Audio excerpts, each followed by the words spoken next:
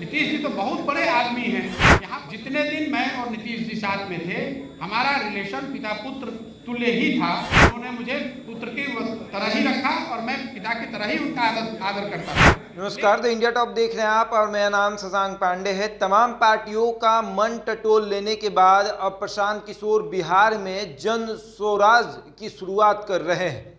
आज प्रशांत किशोर ने press conference किया और उसमें उन्होंने तमाम बातों को रखा है कि किस तरीके से वो बिहार के लोगों से मिलेंगे, पदयात्रा करेंगे और बिहार के तमाम उस तबके के लोग से मिलेंगे जिस तबके के लोगों को बिहार के जो नेता हैं वो पूछ नहीं रहे हैं। और उसके बाद अगर वो कहते हैं तो एक पार्टी का निर्माण करेंगे प्रशांत किशोर और उसके बाद बिहार में चुनाव लड़ेंगे।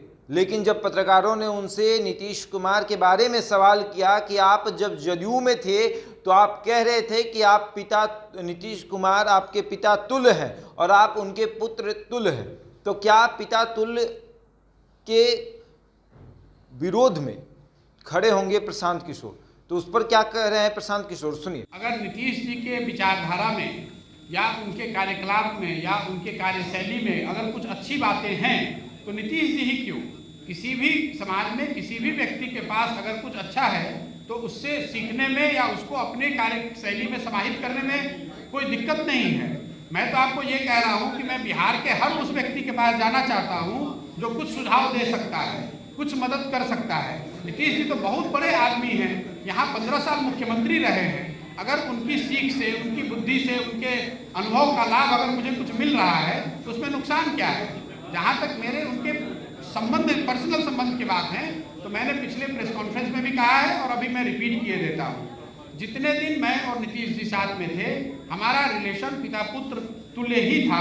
उन्होंने मुझे पुत्र की तरह ही रखा और मैं पिता की तरह ही उनका आदर करता था।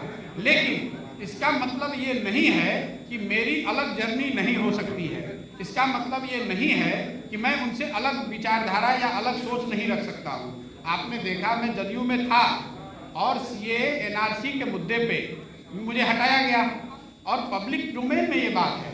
मैं नीतीश जी से मिलने आया तो नीतीश जी ने मुझे फिर से आश्वस्त उस मीटिंग में करा कि मैं बिहार में ये लागू नहीं करूँगा।